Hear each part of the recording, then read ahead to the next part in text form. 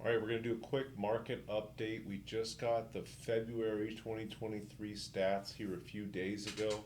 I'm sure y'all have seen this posted up different areas, but I'm going to explain it month over month. So we'll go over the February stats really quick, and then I'll explain it month over month, January versus February.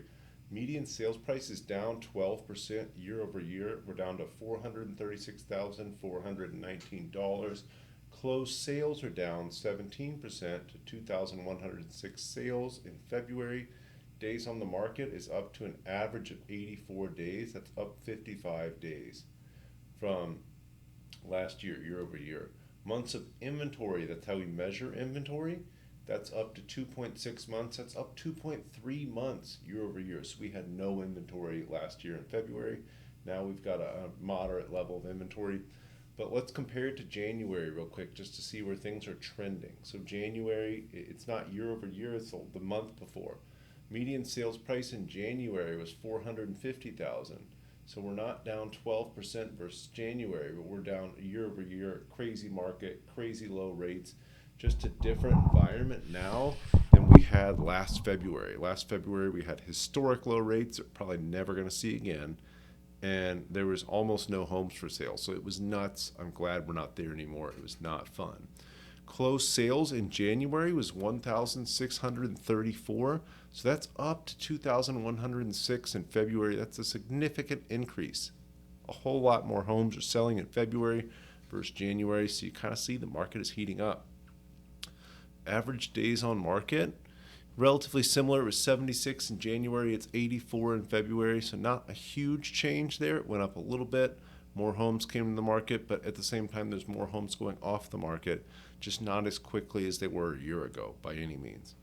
New listings in January was almost 3,000 at 2,988. February, we're down to 2,764.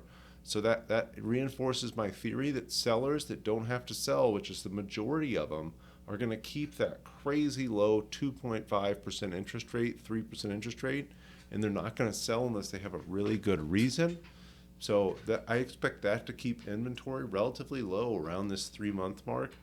Our inventory actually dropped from 2.7 months in January to 2.6 months in February. So let's backtrack to January.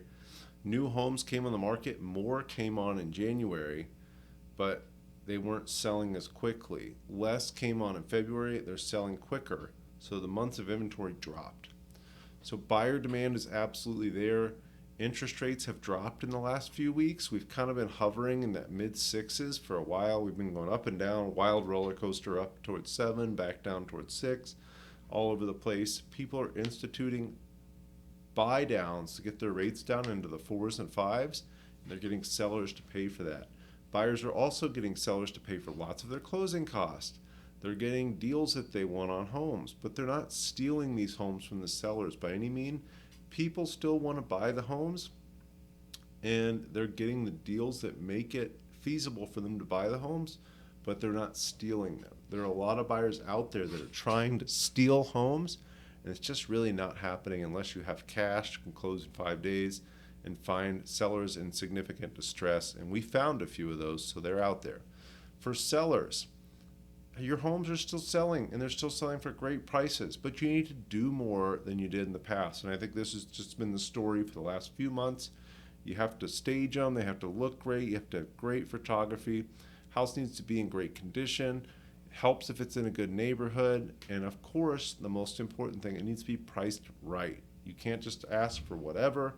You have to ask for what the home is worth based on market comps in the area, and more importantly what your competition is in the area too. So if there's 5 houses for sale in your neighborhood and they're all for sale at 500,000, you say I want to try to get 540, you're going to have a tough time.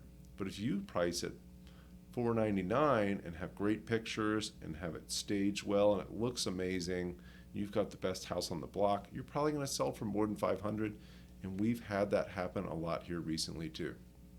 So again, prices are down, nothing to be scared of. It's just a softening market, and the people that are playing it right, both buyers and sellers, are doing really, really well.